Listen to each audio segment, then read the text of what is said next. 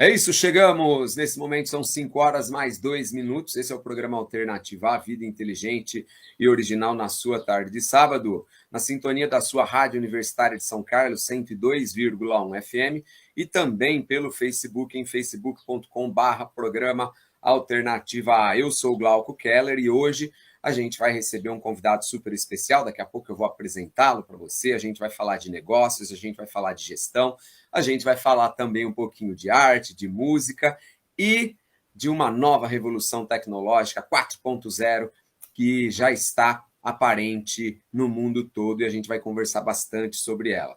O programa Alternativa, como você sabe, está também no Spotify. Você pode baixar essa e outras entrevistas buscando a gente em p.alternativa. E claro, no Instagram, você segue a gente lá e você vai sempre encontrar postagens na área de conhecimento, de educação, de arte, de cultura, de negócios, sempre em p.alternativa. O convidado de hoje é um gaúcho, ele é consultor empresarial, é palestrante, é escritor, e eu acabei de ler o livro A Metamorfose do Vencedor dele, fiquei curioso para conversar um pouco com ele. Eu estou falando de Marcos Juarez Harcher, que hoje vem falar... Pronunciei o seu sobrenome corretamente, é Harcher. Eu até perguntei para a Muito boa Sheila, Marcos. pronúncia. Muito boa tarde, obrigado pela presença. Tá, é um prazer todo meu, sempre à disposição aí dessas oportunidades de a gente conversar um pouco, trocar ideias, né? Eu acho que isso é o mais bacana nesse mundo digital que estamos vivendo, né? Tanta oportunidade para a gente se comunicar com locais e distâncias antes impossíveis, né? É isso, Marco. Deixa eu começar perguntando para você. Tem uma passagem do livro A Metamorfose do Vencedor que você fala do avô e do neto comprando uma passagem aérea, né? Ah, E sim. essa passagem aérea foi comprada e tudo foi feito de maneira digital, né? De um Pelo aparelhinho. celular, com esse aparelhinho. E você antes, quando você chegava num hotel e ainda tinha que preencher um formulário, você colocava o quê? Você coloca escritor, você coloca palestrante. Como é que você se define hoje profissionalmente? Eu tive semana passada ainda em Arapongas, passei 3 dias lá no interior do Paraná, próximo a Londrina, e botei consultor, porque eu estava, vamos dizer, meu propósito maior era esse, mas não deixei de passar na biblioteca da cidade e ver se eles aceitariam uma doação de livros que eu tenho feito para algumas universidades que eu passo, ou bibliotecas mesmo, né? E aceitaram, então eu vou remeter isso para eles. 3 livros aí de cada um dos dois que eu tenho, né? Assim, gratuitamente, ó, óbvio, né? E isso assim a gente vai, vamos dizer, fazendo um papel de colaborar com a sociedade, né? A leitura ainda, Glauco, eu acho que é uma das coisas que mais dá prazer. Pena que muita gente só lê o que está nos grupos de rede social, não lê um conteúdo um pouco mais aprofundado, né? E não precisa ser conteúdo, assim, também, vamos dizer, de conhecimento, mas tu viu que eu tenho 3 poesias no livro ali, é a primeira vez que eu faço isso, assim, de publicar poesia, porque eu não sou um poeta, mas eu componho letras de música, tem mais de 100 músicas, tal, tem 4 CDs gravados e tal. Então eu gosto de poesia, né? Não sou um especialista, mas tem muita poesia bacana e isso relaxa a alma, assim, sabe? É um negócio assim muito bacana quem curte poesia, e aí tem livros, eu tenho 2 até aqui, um do Fernando Pessoa e outro de Camões, pô, bota clássicos, né? Peguei os top aqui, né? E tem depois quando a gente falar um pouquinho do livro, tem o Camões já falava da mudança, puta, quase 5 séculos, né, cara? Então não tem nada de novo que a gente escreve, é simplesmente uma releitura. Mas existe muita transformação aí por vir, né? E a gente tem que saber aproveitar o que está vindo. Mas o bacana Marco, é buscar a felicidade, né? É isso que é o intuito aí. quando você fala que a poesia relaxa a alma, certamente relaxa a alma de quem está escrevendo. E para o livro também eu achei providencial, porque É um livro que, de fato, ele tem um viés pessoal, mas tem um viés profissional muito, muito grande, né? Porque as transformações tecnológicas pelas quais a gente passa hoje são transformações que, obviamente, nos afetam pessoal e culturalmente também, né?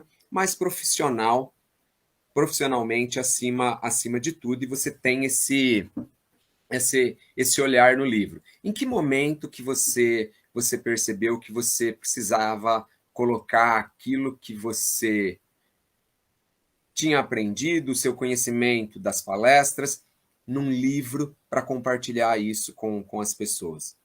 Bacana.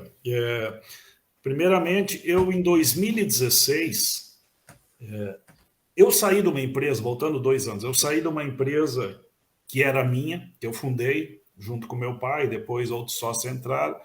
Ela cresceu legal, assim, nunca foi uma grande empresa. Tinha filial em São Paulo e Novo Hamburgo, aqui no Rio Grande do Sul, de onde eu estou falando, é a minha cidade natal, era a matriz. E essa empresa vendemos em 2010, aí eu virei um executivo da Brasil da empresa, na verdade, da multinacional americana que comprou, chamava PolyOne, né?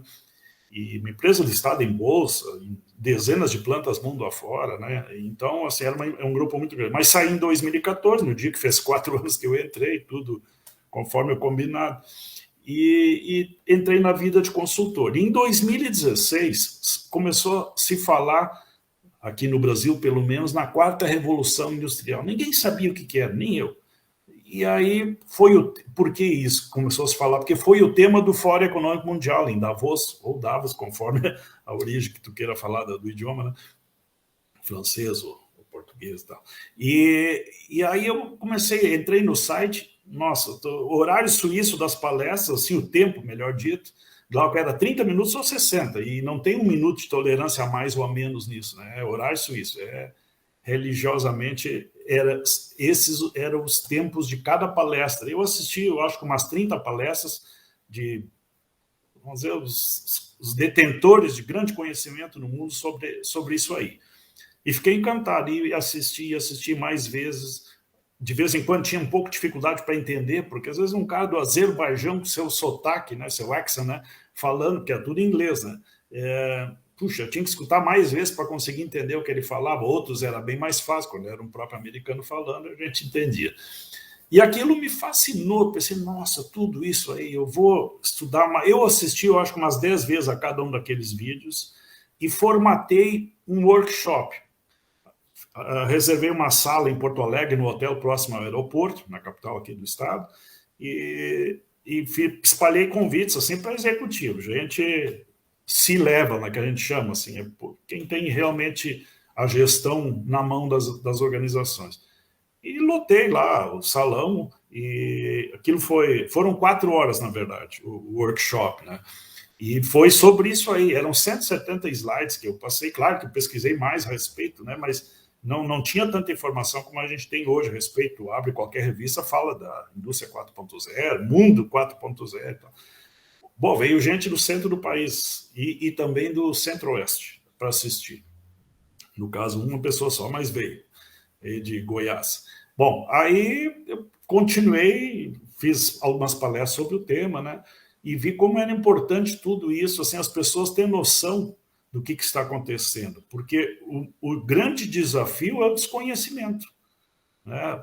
As pessoas não se ligam na necessidade de entender o que está acontecendo e de como elas podem, vamos dizer, seguir com uma vida aproveitando os benefícios da tecnologia e não ficar à margem dela, e daqui a pouco tu fica segregado involuntariamente, né? Constrangido, fica numa situação assim de dependência de outros para te ajudar, como tantas pessoas já agem assim, né? Não tem um conhecimento nem para baixar um aplicativo, coisas que valem. E aí eu vi há uns 2 anos, aí, um pouco antes da pandemia, na verdade, 2018, eu vi a minha mãe, assim, ela pediu, puxa vida, vocês mostram, eu tenho netas, né? Vocês mostram aqui no celular, como é que eu posso ter, assim, os videozinhos das netas? E mãe, tu tá com esse celular com tecla ainda? Ela anotava num papelzinho no lado os números de telefone, né? Não sabia nem usar o que aquele aparelho muito simples tinha de recurso. Aí fui com ela numa loja, compramos um celular. Eu vou ver se alguém enxerga aqui. Aí eu perguntei, nos ensina aí como faz para ligar. Daí ele fez assim, dá um toque. Né? Daí a minha mãe fez um toque, parecia que ia atravessar o celular. Até que ela aprendeu, né? Levou várias tentativas para conseguir. Aí, para aparecer os aplicativos, ela tinha que pegar o dedo e arrastar, assim.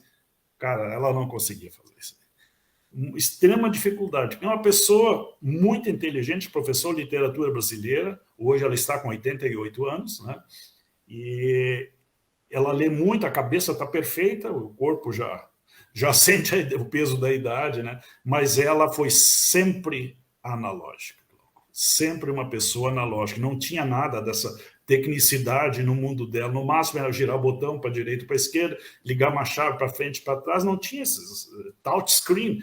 Nossa, isso é coisa recente, né? Então, e ela não foi acompanhando, ela passou direto de um celular dos primeiros, né, para um já com todos esses recursos de internet e tal. Então ela não consegue, ela tem muita dificuldade. Mas o WhatsApp, pelo menos, ela já mais ou menos manuseia, né? Então, quando ela precisa de qualquer coisa um pouquinho diferente, ela tem que pedir para alguém próximo, ou a cuidadora dela, tem 3 cuidadoras, ou um dos filhos, um neto, um vizinho, sei lá, ela tem que pedir auxílio. Quantas pessoas são assim, que não sabem absolutamente nada?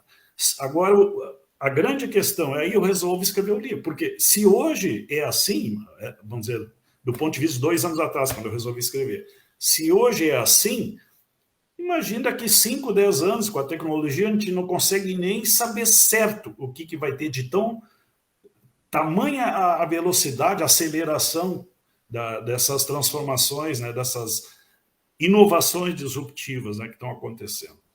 Então eu resolvi escrever um livro, justamente para alertar isso aí. O que eu faço no livro? Eu pensei, puxa vida, como eu custei para entender a 4ª Revolução Industrial, porque a gente teve uma primeira, uma segunda, uma terceira e hoje a 4ª. O que vem a ser cada uma dessas revoluções?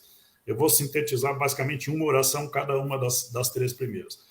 A primeira, lá por 1780, as datas nunca é uma coisa tão precisa, né? Aí surgiram as máquinas a vapor, que conseguiam mover os teares das fábricas em Manchester, na Inglaterra. Aquilo se propagou para a Inglaterra, a Europa, mais tarde para os Estados Unidos e tal.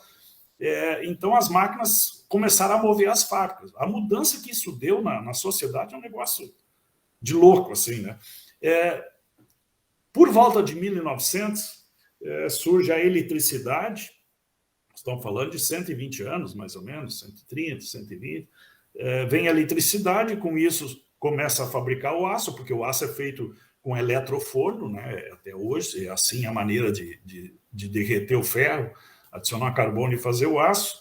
Então, com aço, o que vem? Vem a indústria do automóvel, né? O Fordismo, que é o exemplo típico da 2ª Revolução Industrial, as fábricas, trabalhar em linha, em uma série, um trilho, uma sequência. Até hoje são assim as fábricas. Então, nós estamos vivendo muito ainda das primeiras revoluções também, principalmente das segundas. As indústrias são basicamente, claro, com todas as evoluções que tiveram, mas ainda tem uma linha. Entra insumo aqui, lá no final da linha sai algum artigo pronto, um produto pronto, como um automóvel.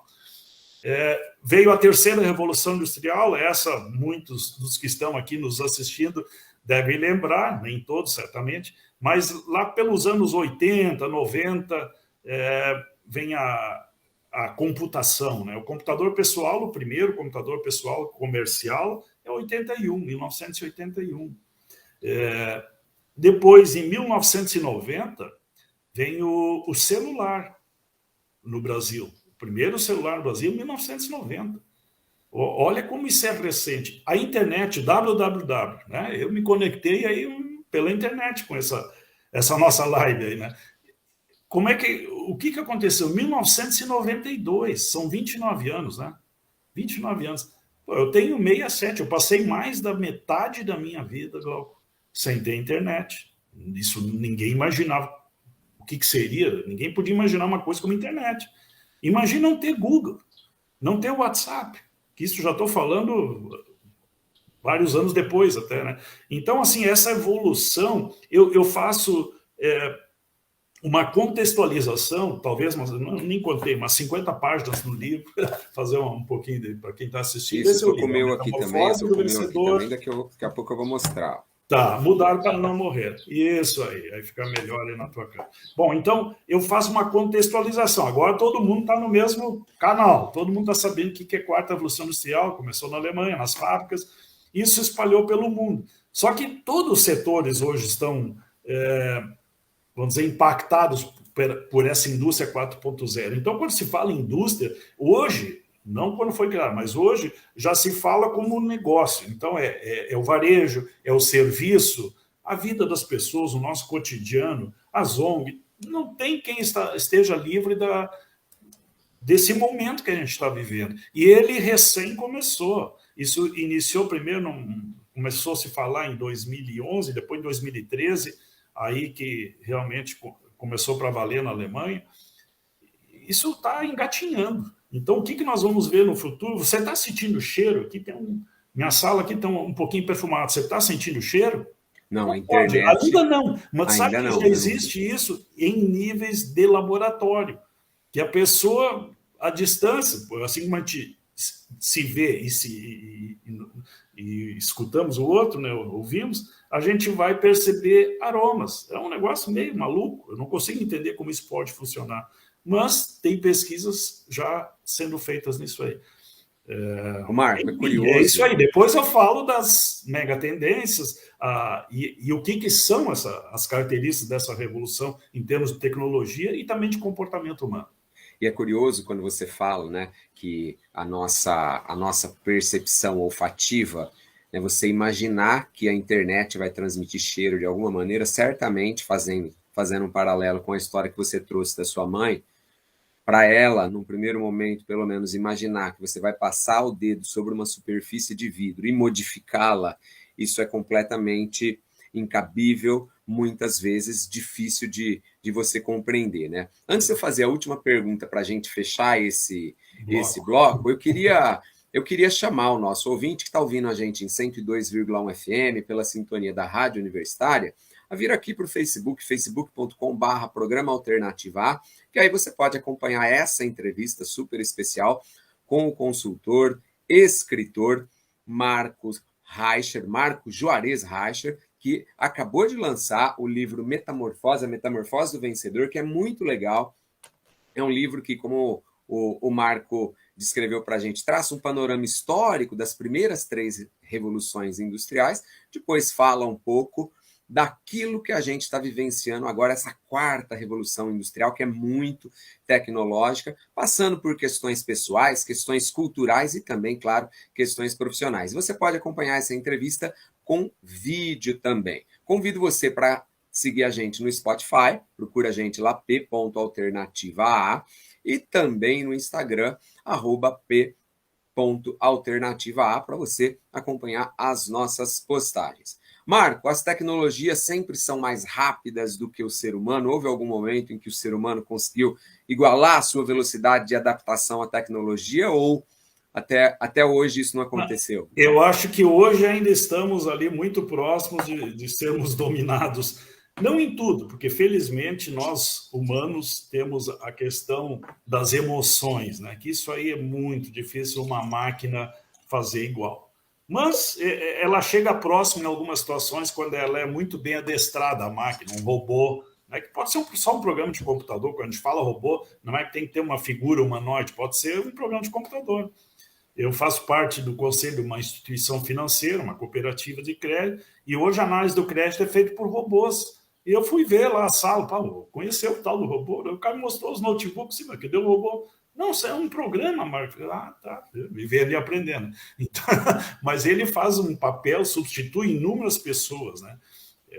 A gente, felizmente, conseguiu realocar aquelas pessoas, mas tem empresas que não vão ter como fazer isso, né? Então, a tecnologia, ela ainda vamos dizer, mais fácil do que será no futuro para a gente conseguir lidar com ela, porque a complexidade, né? O mundo hoje é um mundo que eles dizem, assim, tem um termo aí que os consultores gostam muito, o termo americano é VUCA, né? Isso é um mundo volátil, é um mundo incerto, é um mundo complexo e ambíguo, né? Então, puxa, faço isso ou não faço, né? Às vezes tem o trade-off, né? Que a gente diz assim, pô, tu pode ir por um lado ou por outro. Ninguém é obrigado a acompanhar isso que eu estou propondo da tecnologia. O cara pode ser, como eu digo assim, um eremita digital, né? Não, ele quer ficar à margem, é uma opção dele. Ok, é um direito, seja feliz da melhor maneira. Se esse é o teu mundo, perfeito, cara. Às vezes tem cara vagando aí, caminhando pelas cidades, né? A gente vê muito isso hoje. Tá bom, se ele é feliz assim, ok, né? Tinha um filósofo grego, agora me deu um branco aqui, que ele justamente ele fazia isso, daqui a pouco eu lembro. E um dia chegou Alexandre o Grande. Pô, Alexandre era o maior nome do mundo, né? Chegou Alexandre o Grande, queria conhecer o... Meu Deus, como é que é o nome? E aí se postou na frente do filósofo esse que andava em trajes assim, muito ruins, né? A roupa, era vida miserável. Vivia ele, o cachorro e uma lanterna, que ele procurava um ser honesto. Então ele andava de dia com aquela lanterna acesa. Era uma lamparina, né? E não encontrava, né? E aí o Alexandre, o que eu posso fazer por ti, né? Daí ele, por favor, o que tu pode fazer por mim é sair da minha frente, que tu tá me tirando a luz do sol, que é uma das poucas coisas que eu tenho. O Alexandre ficou abismado com a resposta do cara, e eu queria ser ele disse assim. Então, assim, a gente aprende muito, assim, vamos dizer, com filosofia, com poesia, com leitura, né? Como eu disse, assim, eu acho que uma pessoa tem que ler, no mínimo, uns 10 livros por ano, no mínimo, para tu ter uma base assim, cultural e informação, não só livros técnicos, né, mas livros para entender o que é a história do pensamento humano. E para a gente acompanhar essa tecnologia toda, a gente tem que fazer o passo a passo. Surge, e é difícil, né? Isso que tu falaste antes, que foi a tua pergunta. Pô, mas eu estou no 7 aqui, ó, no iPhone 7, já tenho 13. Eu não estou conseguindo acompanhar. Esse aqui tem 2 lentes, o outro tem 3, e já faz um negócio de cinema, assim, que até as câmeras de cinema, que são dezenas de $1.000, já perde para um iPhone. Cara. Então, é uma coisa maluca. É difícil a gente acompanhar a tecnologia. Nós estamos falando aqui, olhando numa tela. Até nós vamos abrir no ar. Estou falando coisas que já existem, tá? Tu abre no ar a tela em qualquer lugar, ou numa superfície, num vidro, num quadro, numa parede, em qualquer lugar, ou simplesmente no ar mesmo. Eu já vi holografia, inclusive. A holografia eu vi, não sabe. Daí, quando eu vi uma apresentador se desmanchando em cubinhos, que eu me dei conta do que eu estava assistindo, numa feira na Alemanha. Então, mas a gente tem que ir fazendo o possível para ficar inserido, né, nesse contexto aí, né? É isso, Marco. Vamos fazer o seguinte. É muita oportunidade boa, né? Vamos fazer o seguinte, vamos para rápidos apoios culturais com o programa Alternativa. Hoje a gente está batendo um papo super bacana com o escritor, palestrante Marco Juarez Reichert. Não saia daí, a gente volta já com mais programa Alternativa. É isso, esse é o programa Alternativa, a vida inteligente e original na sua tarde de sábado. Hoje recebendo o escritor e palestrante Marco Juarez Reichert, falando sobre, entre outras coisas, sobre o seu livro A Metamorfose do Vencedor, que está aqui para você que está ouvindo a gente. Vem aqui para o Facebook, você pode ver o livro, você pode acompanhar essa entrevista em áudio e em vídeo. Convido você também a seguir a gente no Spotify e no Instagram, p.alternativa. E no Facebook, você já sabe, programa Alternativa A, todo sábado às 5 da tarde. O Marco, deixa eu perguntar, no final do século XIX, depois da publicação em 1859 da Origem das Espécies pelo Charles Darwin, socialmente surgiu o conceito de darwinismo social. Então, o mais forte tem que sobreviver socialmente também. E aí os Estados Unidos, em especial, perceberam que havia necessidade dos governos, de alguma maneira, coibirem alguns monopólios, em especial o monopólio do aço, o monopólio do petróleo também. Você acha que hoje a gente corre o risco de surgir um conceito como, estou criando isso, né? Darwinismo tecnológico? Eu acho que já tem isso. Tá bem observado isso. Quando você pegar as maiores empresas do mundo hoje, são empresas que não existiam até 2018. Google começou em 2018, o Alibaba em 2019, a chinesa, né? E a partir de 2000 que começou a surgir empresas como o Facebook, né, o WhatsApp, depois o Face comprou o WhatsApp, pô, nós estamos na mão deles, né? Eu vou te contar uma passagem desse autor aqui, ó, o Yuval Harari. Esse é um best-seller internacional, um livro que eu recomendo para todo mundo, né? O Sapiens, Uma Breve História da Humanidade. E eu assisti em São Paulo, em outubro de 2018, uma palestra dele, ao vivo, 3.000 pessoas, né? Eu era sentei nas primeiras fileiras das cadeiras lá, porque era muita gente boa desse nível aí do Yuval Harari. Ele é um filósofo, um historiador israelense, né? E aí ele disse lá pelas tantas assim, só para tu ver o poder dessas incorporações que tu está falando. Ele disse, pessoal, eu sou gay assumido, todo mundo sabe, e não tenho maiores problemas com isso, tal. Só que tem muita gente nessa plateia aí que é gay e não sabe ainda. Mas Facebook, Google já sabem. Cara, aqui eu chego a me arrepiar assim, o impacto, a profundidade que é essa frase dele, cara. Ou seja, essas corporações, eles sabem tanto a nosso respeito que nós estamos fragilizados, a gente não tem muito o que fazer. Nós não conseguimos viver sem essas ferramentas, essas plataformas. Cada vez elas estão mais poderosas, já existe os próprios governos, inclusive o americano. Eu me lembro até o presidente anterior, ele vinha falando, porque tinha uma briga forte com as empresas, né? Nós vamos ter que dividir essas empresas. Mas não tem como fazer isso, né? Esse é o sistema capitalista que a gente vive, é assim. Como é que ele vai obrigar a dividir as empresas? Bom, mas aí o que vai dividir não vai adiantar nada, porque eles botam uma parte no México, uma no outro, no Panamá, que tem ainda benefício fiscal, e continua operando igual. Ou seja, eles sabem muito mesmo dos nossos costumes, das nossas preferências, o que nós gostamos de comprar ou não comprar, onde nós vamos, as fotos da família. Eu vou te dar um exemplo. Sábado à tarde, agora, esse sábado, hoje é segunda, há poucos dias, então, eu recebo uma ligação, eu olhei o número, não conheço, vou atender. O senhor é seu Marco Reicher? Sim, sou eu. O senhor tem um apartamento para vender na rua tal, em Porto Alegre? Eu digo, não tem apartamento.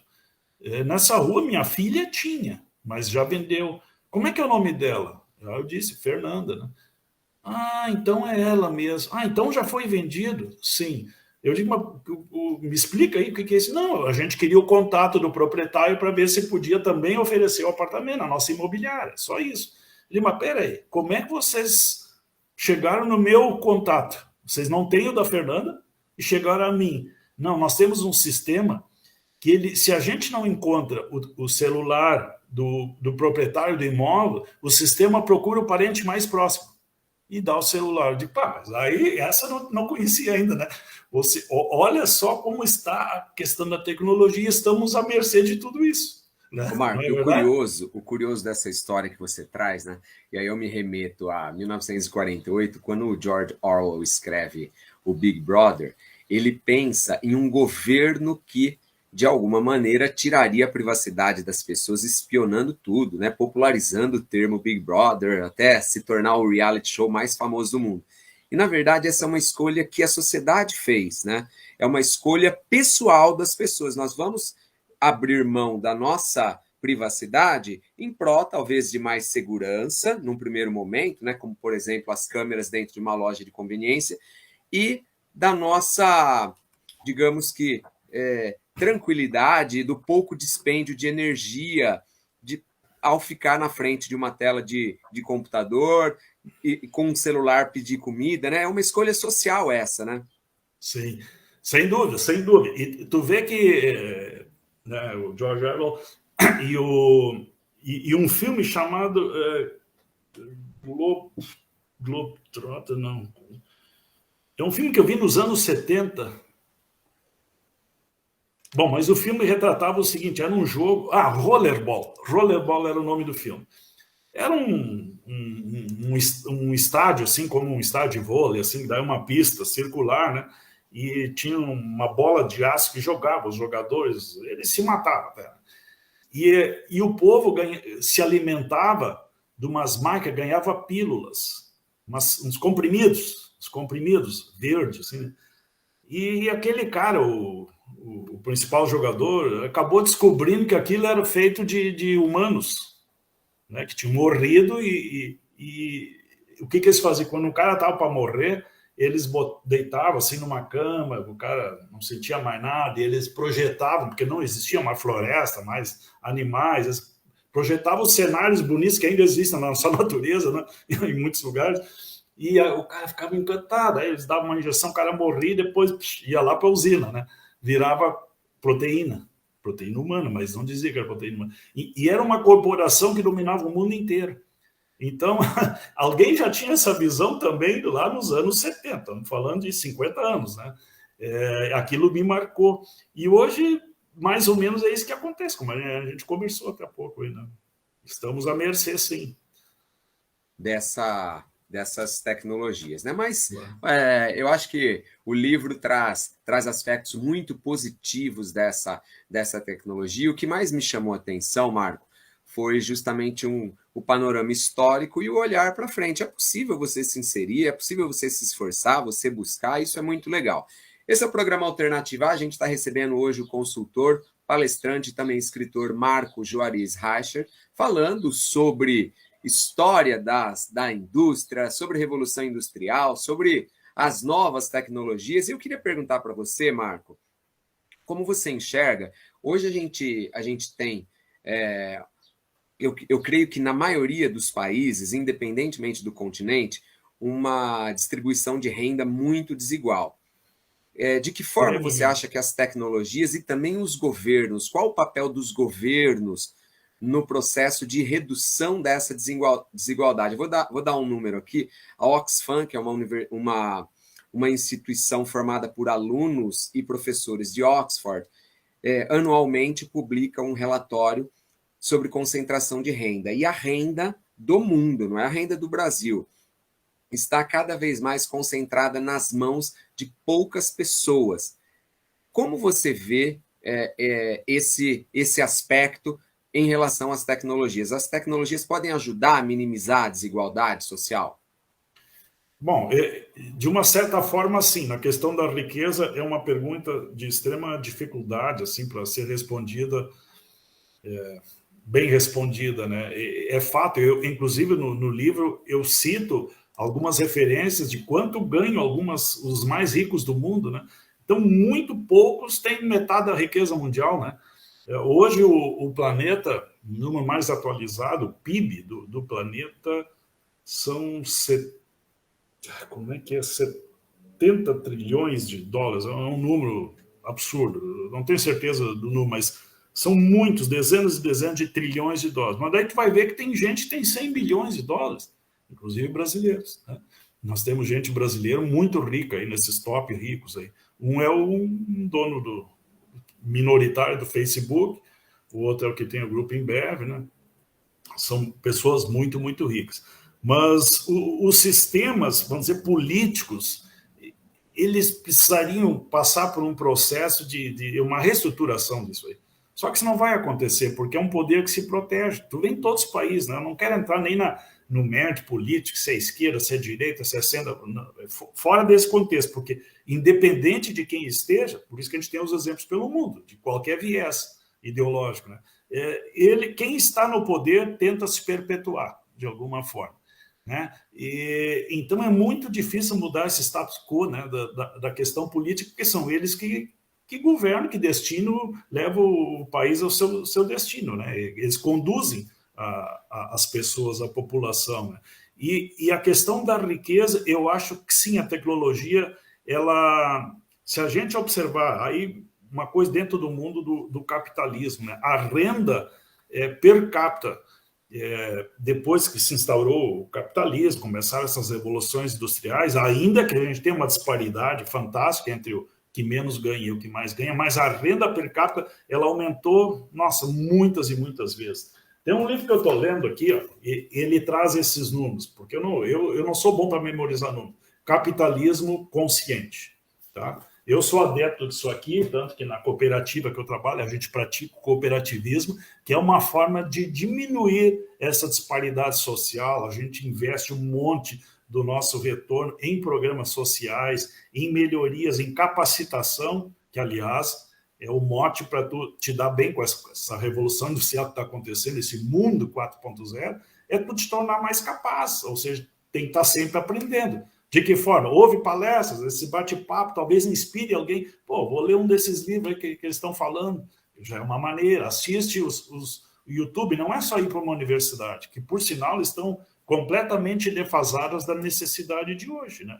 Então, elas não ensinam além de um conteúdo ultrapassado, a maioria delas. Elas não. Quantas cadeiras de TI, disciplinas de TI, tem em curso superior que precisariam ter várias, porque hoje é muito mais TI do que qualquer coisa. Uma cadeira, duas. Eu fiz uma pesquisa que eu cito no livro isso, né? Então, eu acho que é por aí, sim. A gente vive num mundo que vai ser difícil, assim, de acabar com essa questão aí da riqueza, né? Independente do regime que se adote, né? Ele sempre foi concentrador e hoje tu vê a riqueza assim de umas empresas que surgiram de simples ideias, que não precisaram botar linhas de fábricas, máquinas e coisas, e valem mais que qualquer fábrica, né? Tem empresas de tecnologia que lidam com software, mas são bastante inovadoras, são top no que eles fazem, né? E esses caras vão ficar cada vez mais ricos. Eu acho que isso aí não tem muita solução. Agora, por outro lado, o acesso à informação é o que pode democratizar um pouquinho mais os direitos das pessoas a saberem, puxa, tem uma vaga ali, tem uma vaga aqui eu posso aprender, faço um curso acolá, ou seja, tu começa a diminuir um pouco isso. A questão hoje muito em voga, Glauco, que eu acho importante até aproveitar essa oportunidade, se fala muito hoje em ESG, né? Que é uma sigla que vem do inglês, que para o português significa o meio ambiente, na questão de sustentabilidade ambiental, a questão social e a governança. A governança é como governar as empresas, organizações, como gerir, né? Empresas hoje financeiras, elas já não estão fornecendo crédito para empresas que não têm esse aspecto aí. Para ficar só no programa social, na parte social, que é parte da resposta da tua pergunta, né? Uma empresa que nem está para a questão social, ela não vai conseguir financiamento externo, por exemplo, para importar uma marca, para construir uma fábrica nova, e já tem no Brasil, a própria instituição que eu faço parte, que é uma cooperativa, já tem um olhar para isso também. Então, assim, desse ponto de vista, isso não é uma coisa de governo, isso foi uma coisa de instituições que resolveram, não dá para ser assim, nós estamos acabando com o planeta na questão ambiental, estamos não permitindo que a pobreza seja erradicada, cada vez cresce mais, né? Até porque a gente tem um problema muito sério, que é o crescimento demográfico em certas regiões do mundo. Eu estava vendo uma projeção para 2100 na Nigéria, né, o país mais populoso da África. Lagos vai ter mais de 80 milhões de habitantes. Inclusive o livro traz um gráfico. Isso é duas Argentinas dentro de uma cidade. Mas que tamanho vai ser essa cidade? Não sei, vai ser o tamanho de um estado brasileiro, assim, tão grande que vai ser. Mas imagina o caos que é isso aí, né? E eles vão ser, bem antes disso, 2060, por aí, já vão ser o terceiro país mais populoso do mundo, com 700 milhões. Eles já passaram o Brasil, tem 200 e poucos milhões, tem mais que nós já. Então, o crescimento ali numa região da África, principalmente a Nigéria, é um negócio absurdo, né? E isso sim, aí tu não tem sistema, não tem mágica, não tem tecnologia que resolva o problema social para todo mundo, né? O Marco, então, você sabe que... O ser humano, ele produz coisas incríveis, mas também, assim, a gente tem muito para aprender ainda, né, para melhorar esse mundo. E uma das coisas que mais me atraíram no livro e estão me atraindo nesse papo que a gente está tendo aqui no programa Alternativar é que você demonstra uma paixão pelo conhecimento que é notória. É muito gostoso, né? E é legal quando a gente gosta de aprender, né? Eu acho que essa é uma falha que muitas vezes, às vezes as famílias, as instituições, a escola também, não conseguem motivar as pessoas a aprender, porque quando você adquire a tal da maturidade intelectual e de gostar de aprender, de gostar de ler, de gostar de buscar conhecimento, as coisas ficam mais fáceis. Mas vamos fazer o seguinte, antes da gente fechar esse bloco, eu quero fazer uma pergunta diferente para você. Você Perfeito. aí no Rio Grande do Sul está lutando para chegar à Libertadores com o Internacional de Porto Alegre ou está lutando para escapar do rebaixamento com o Grêmio? Eu gostaria das duas coisas, como bom colorado, né? E sincero, né? Porque assim, todo colorado também, do Inter, né? Torcedor do Inter, torce para o insucesso do rival, né? A gente não é inimigo, as famílias tudo misturadas, tem gremistas, tem colorados, né? Mas a gente torce para o insucesso do Grêmio, né? E Faz vice-versa, parte, né? sempre foi assim, e ainda bem, porque esse esporte aqui, ele é muito apaixonante, que as pessoas são ou é um ou é outro e não tolera que o outro vença alguma coisa. Mas tá Marco, difícil. Eu acho que o Grêmio vai escapar e o Inter acho que não vai pegar a Libertadores, infelizmente. eu acho que o Grêmio vai escapar, mas eu acho que o Inter vai acabar pegando a Libertadores. Ó, tu já é Pelo bem mais menos, otimista que eu pelo no menos um futebol. G8 ali vai pegar.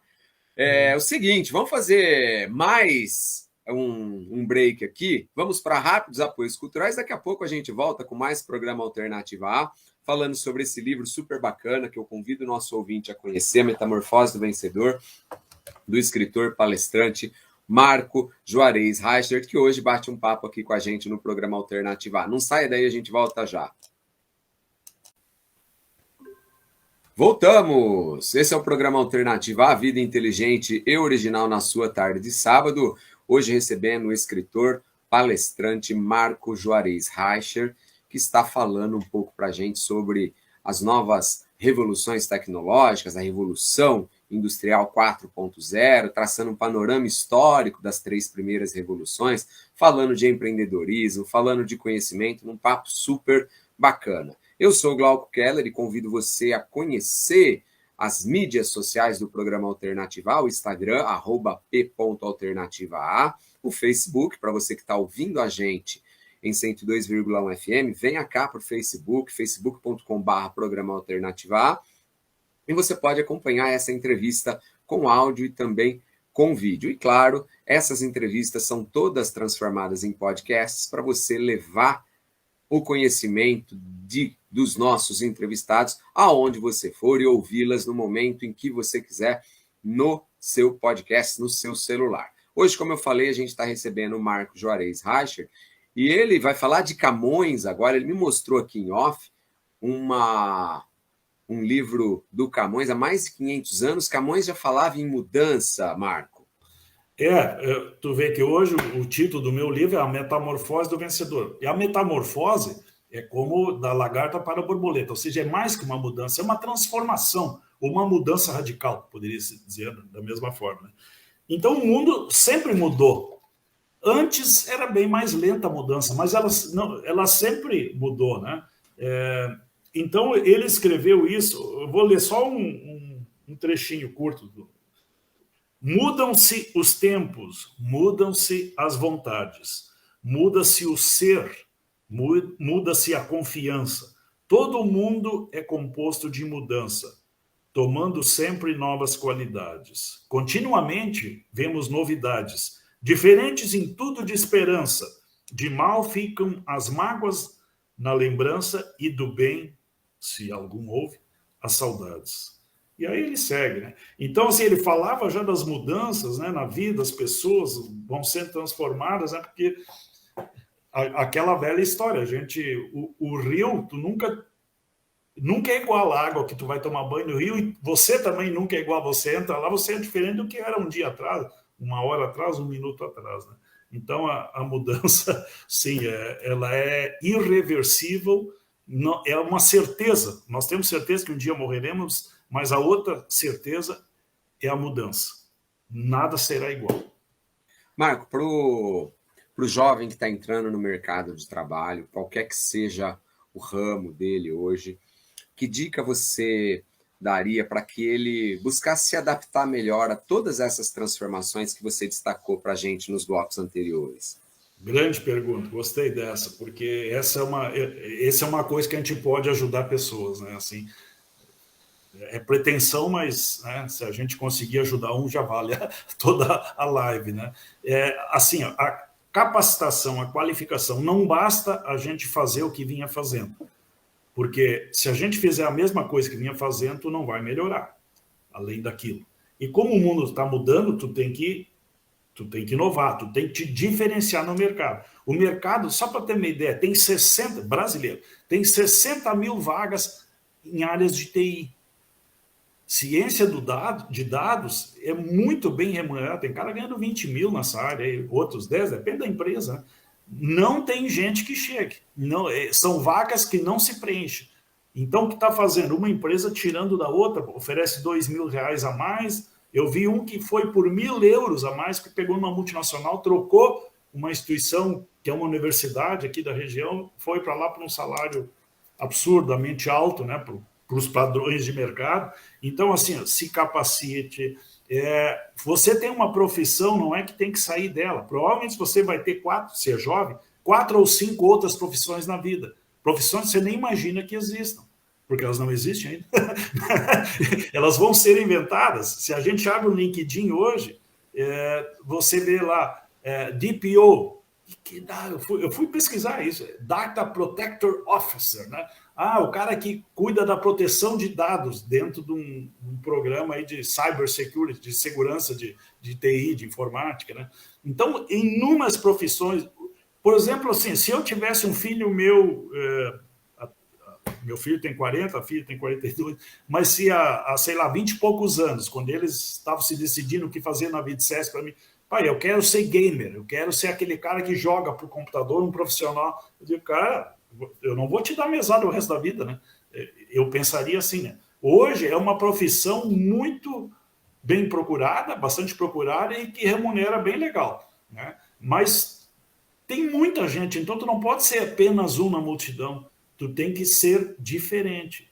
E como é que tu vai ser diferente capacitando? O cara que quer ser gamer vai estudar design, por exemplo. Faz uma faculdade de design ou um curso de design, que não precisa ser faculdade. Né?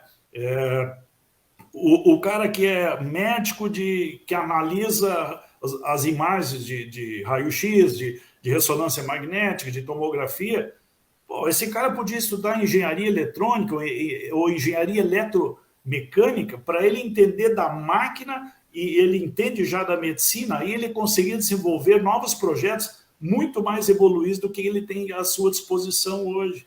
Então, nós temos que somar conhecimento em áreas que nós não temos, que nós podemos ser muito bons naquilo que fazemos, mas não basta mais. O mundo hoje é todo, o trabalho tem que pensar em trabalho em equipe, em colaboração também. Se você não está disposto a colaborar, se teu perfil não é de trabalhar em equipe, tem que mudar. Procure ajuda, inclusive. Existem vários profissionais que ajudam nesse sentido. Né? Senão a profissão não vai garantir o teu sustento por muito mais tempo. Né? Então, capacitação, diferenciação, né? E ficar atualizado sempre, né? Dicas super especiais do escritor palestrante Marco Juarez Reicher, que hoje vem bater um papo aqui no programa Alternativa, falando sobre o seu livro A Metamorfose do Vencedor, que é muito legal, inclusive perpassa pelas, como eu destaquei, pelas primeiras revoluções industriais, falando das mudanças, das alterações culturais, sociais e, em especial, profissionais que elas trouxeram, e traça panoramas em relação àquilo que está no porvir. Ô Marco, você, num determinado momento do livro, mais para o final, você fala de arte de esporte.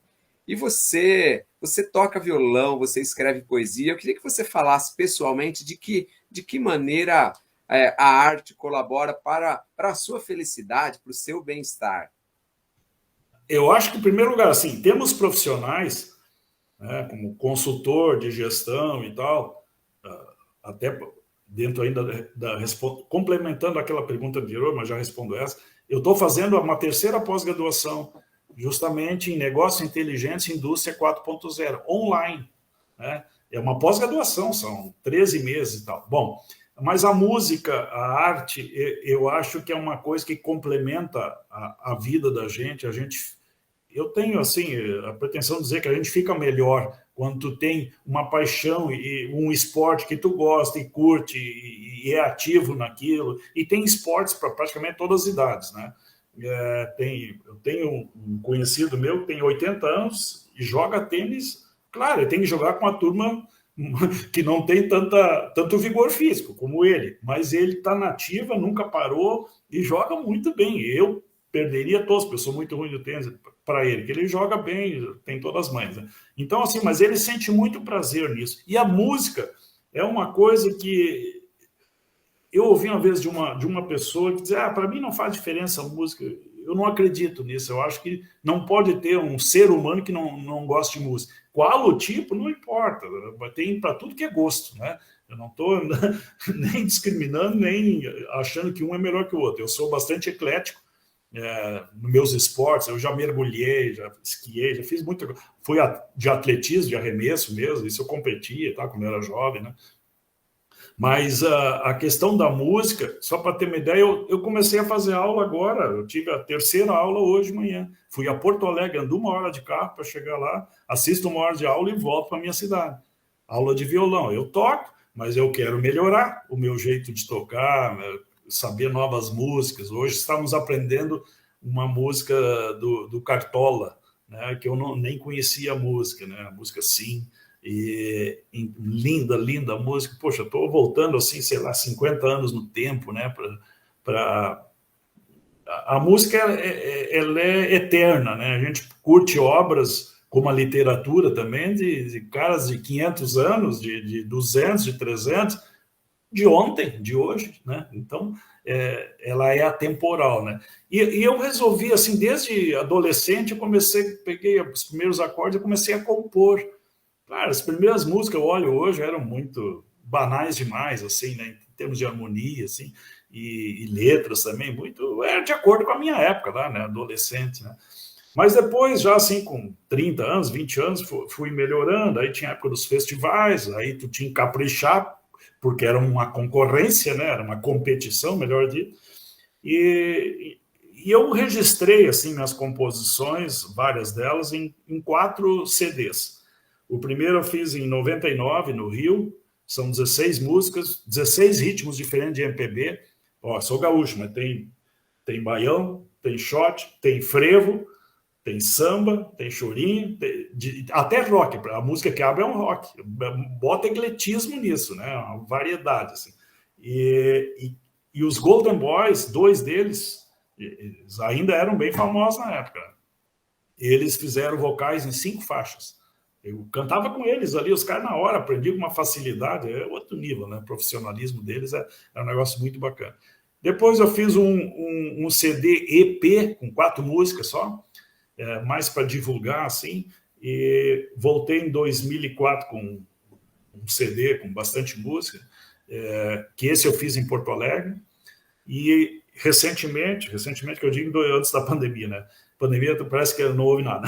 Então, em 2018, eu gravei no Rio com grandes músicos, músicos que tocam aí com os maiores artistas do samba raiz. Eu fiz um trabalho acústico, né? Contratei lá o Rogerinho Caetano, um violonista 7 cordas, top. No que ele faz é o melhor do mundo, né? Não tem, até porque isso é muito tocado, basicamente no Brasil, esse instrumento. E o samba é aqui, né? Então toca com vários grandes artistas, sempre sendo requisitado. Então, Diogo Nogueira, Martinho da Vila, Zeca Pagodinho, antes de Quando Viva, Bete Carvalho, com esses artistas que esse pessoal que gravou comigo costuma tocar, ou tocou no caso da Bete. Então ficou um EP de muito boa qualidade, assim, instrumental, assim, ficou muito bacana, e sem bateria e sem baixo, porque como tinha violão 7 cordas, tinha surdo, duplicado, surdo, ela conseguiu ter peso na música também, ficou mais tipo estilo chorinho, assim, de configuração instrumental, né? Eu acho que foi um trabalho que eu me orgulho muito, assim, de ter feito, que eu tenho mais orgulho de todos eles, né? esse Bom, aí. já fiquei curioso em ouvir, em conhecer Tu esse não tem trabalho. tu não recebeu esse EP, não? Não, mas fiquei muito Eu te curioso. mando, bota depois no WhatsApp aí o teu endereço, eu mando com todo prazer.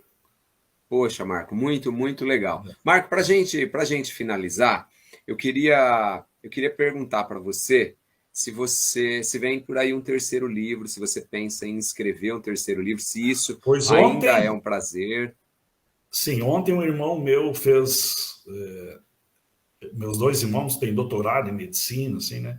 E são muito inteligentes, então ouvir um elogio de um deles para mim já vale muito. E um deles, o outro ainda não leu, ele terminou de ler o livro recentemente, daí ontem, a gente faz uma live por semana, né?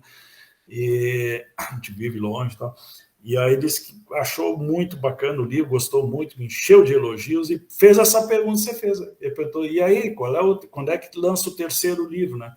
Eu digo, olha, eu tenho algumas coisas já escritas, mas eu preciso ainda curtir um pouco mais, assim, eu vou lançar agora na Universidade de Caxias, na biblioteca, lá na quinta-feira, eu tenho o lançamento desse meu livro. Então é muito recente ainda, não, eu quero primeiro, vamos dizer, terminar esse trabalho de divulgação. Claro, a divulgação sempre vai ter, mas agora ela é mais intensa, né? E aí depois, vai ficar então para o ano que vem, eu vou retomar a escrita, porque é um negócio que dá um prazer tremendo. Mas é muito trabalhoso. Você lê o livro, vê o que tem de fontes bibliográficas aí, porque a gente publica um negócio, está registrado, né? Não pode dar uma de inventor de informação, de conteúdo, né? Isso não funciona, né? Então, eu comecei a escrever eu viajei muito, tá? Em função da profissão, assim, eu tinha empresa, né, indústria e tal. Eu ia para tudo que é feira que tinha, Europa, Estados Unidos. Eu viajei bastante. Os filhos moraram cada um 5 anos fora, em vários lugares, né? Então, eu ia visitar os filhos também. E com essas viagens todas, a gente passa por situações assim inusitadas. E aí esses dias eu comecei a lembrar, comecei a anotar, rabiscar, puxa, isso aqui, o pessoal vai morrer de rir se eu contar isso aqui, olha a dificuldade que eu passei aqui. Pô, dá para escrever um livro sobre as viagens, né? Mas é uma coisa mais assim para, vamos dizer, para diversão mesmo, não vai ser um conteúdo, né? Eu sou mais pelo conteúdo, né? Outra aí seria uma coisa mais específica, de finanças. Meu primeiro livro, em 2018, foi Gestão Sem Estresse, Técnicas e Ferramentas Simplificadas. É um livro para gestores. O microempreendedor, o dono de uma tremenda fábrica, ele tem mais de 50 ferramentas de gestão. Assim, como é que eu aplico? Eu tenho um problema, como é que eu descubro a causa? Tem técnicas para se fazer isso. Não é só perguntar para o cara, né? Constrói através de ferramentas, gráficos e fluxos e tal, tu acaba evoluindo muito a tua gestão e ela fica mais fácil, logo sem estresse, né? Não precisa ser tão estressante. Então, esse foi um livro técnico, mas eu estou pensando num também, que eu também já tenho umas 50, 60 páginas escritas, que é sobre finanças gerenciais, também assim nessa modalidade de fazer uma coisa mais fácil, né? Não é um livro acadêmico, eu não tenho esse perfil e talvez nem qualificação para fazer um livro acadêmico, né? Mas um livro assim que possa ser usado mesmo em cursos acadêmicos como uma consulta complementar, isso sim teria validade, né? Então eu tenho que me Marco, decidir. Agora eu gostei do título desse último livro, é uma coisa que eu nunca tinha pensado assim até, vamos dizer, 2016, quando veio as primeiras ideias, como eu tinha dito lá no início. Vamos ver se talvez dá para seguir ele. Está mudando tanto, né? Logo que daqui a pouco eu tenho que comentar as novas tecnologias disruptivas que estão chegando aí, né? Que já tem muito mais coisa. Hoje eu já teria isso é infindável, né? Já dava para fazer mais um capítulo aí de coisas que surgiram depois de ter lançado. É diário a mudança, né? Marco, eu queria agradecer muito a sua presença aqui. Tem muita coisa que a gente poderia conversar ainda. Eu, particularmente, gostei muito. Eu sou um leitor ávido. Eu leio Que um bom. livro, obrigatoriamente, um livro por semana, porque eu Puxa faço vida, te um, invejo, cara. Eu leio um um por mês e tá isso. baixo isso. Eu sei que tem Mas gente eu que lê um por mês. além de ser prática, eu preciso fazer. E gostei muito do seu livro, achei um livro que ele não é simplesmente, definitivamente voltado para o mercado de trabalho, é um livro para qualquer pessoa ler. Qualquer pessoa. E a pessoa, ela vai certamente se encontrar em algum momento ali.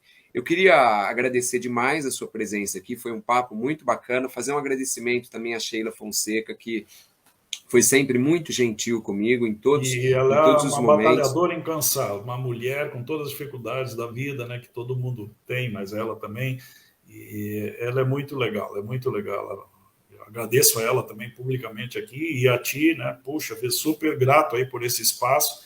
É tão importante para a gente, assim, que não tem fama, né, no mercado. Tem cara que vende só pelo nome, né? Um artista de TV famoso. Não precisa nem fazer divulgação, bota que é do cara. Não, eu tenho que estar batalhando aqui, né? Então, assim, esses espaços todos, a soma deles é muito importante para a gente. No fundo do coração, muito obrigado. Obrigado a você, Marco. Obrigado a você que ouviu o programa Alternativa. Mais uma vez, indico super o livro A Metamorfose do Vencedor, do Marco Juarez Reichert, que hoje vai ter um papo super bacana com a gente aqui no programa Alternativa A. O Alternativa A fica por aqui, mas a gente volta sábado, às 5 da tarde, em 102,1 FM, também, como você sabe, em facebook.com/programa Alternativa A. Grande abraço, até a semana que vem.